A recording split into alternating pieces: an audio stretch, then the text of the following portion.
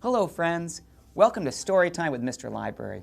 Today in our magical library, we're going to read Santa's First Christmas.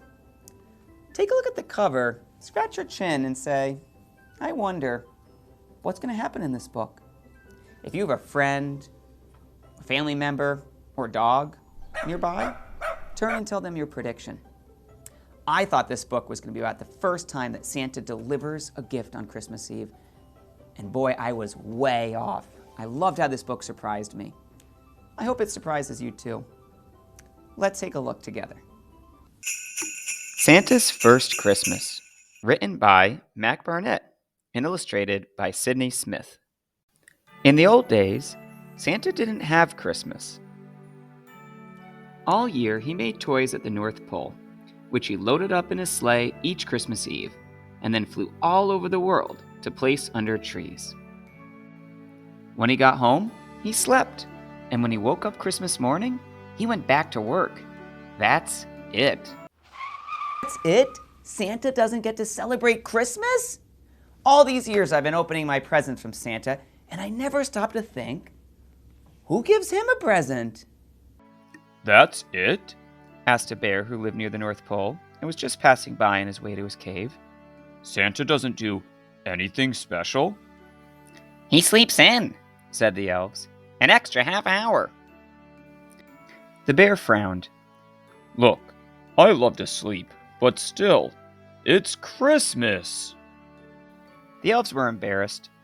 We should do something special for Santa, they said.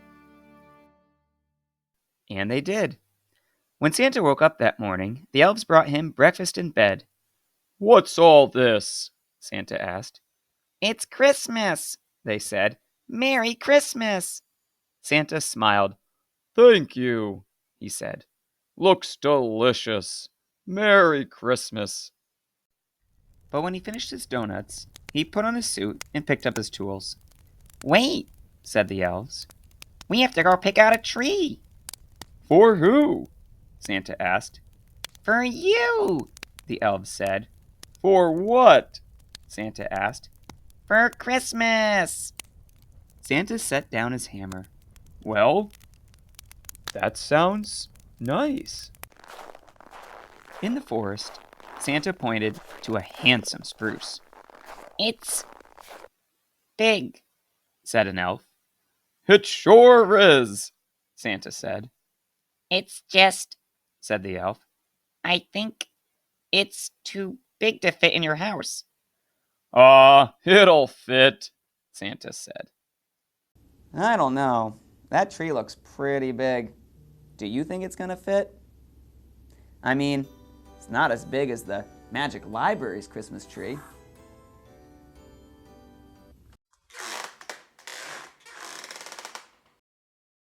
Somehow or other, they got the tree in, and they trimmed it with tinsel and candy canes and glass balls and pigs made out of gingerbread. It's beautiful, Santa said. Stockings next, said the elves, and they produced a long woolly stocking that bore Santa's name. Santa fastened his stockings to the mantle with care, and then he put up the elves, since they couldn't reach very high. When he was done, he fetched wood and lit a warm fire. This is fun, Santa said. What now? They strung the North Pole with colorful lights, and then they counted to 3. 1, 2, 3.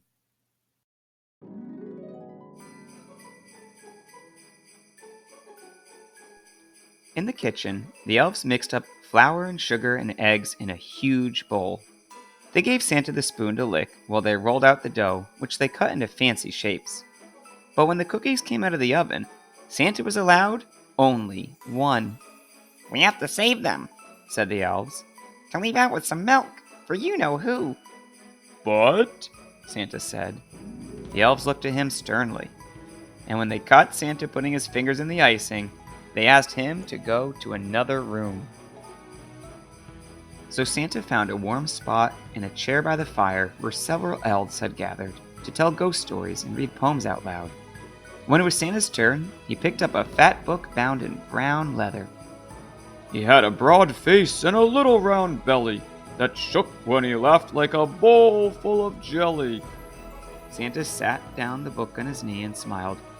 I really do laugh like that, He said, and then he did. ho ho ho. Wait a minute.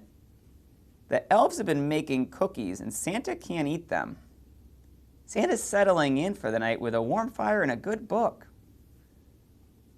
Who's going to eat the cookies? Who's going to deliver the presents to Santa? Who is going to be Santa's Santa? The door flew open.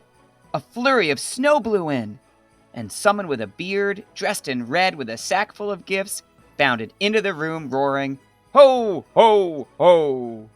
Santa could tell who it was, but he didn't say. The first gift was for Santa, from one of the elves. The rest of the gifts were for Santa, too. I love them, Santa said. I love them all. Then the bearded someone in red loaded up all the stockings with black licorice and red apples and socks rolled into balls. But there was no time for candy or fruit, or trying on socks, for the table was set with mince pies and pudding and biscuits and roasts, Brussels sprouts, gravies, horseradish sauce, sparkling crystal glasses filled with spiced cider, a Yule log, poached pears, candy canes, several pies, and a ginger stout cake, powdered with sugar, 6 layers high. Santa's eyes crinkled a little and twinkled a little, and in the light of the candles, the elves were certain that Santa's eyes glistened a little. Merry Christmas, He said. Merry Christmas! They cried, and they ate food and sang carols all through the night. Santa said, we should do this every year. and now they do. That someone with a beard and red suit looked pretty familiar. It's one of the elves, isn't it? No, don't tell me. I love how in this story, the elves and the polar bear gave Santa the gift of Christmas. This story teaches me to stop and think about all the people in the magical library, all my friends and family who take such good care of me. And it reminds me to think about ways that I can take care of them too. Can you think of somebody in your life that you could do something kind for today? I hope you enjoyed our time together in the magical library, where books come alive. This was our first video, so please hit like and subscribe so you don't miss the many more to come. See you next time.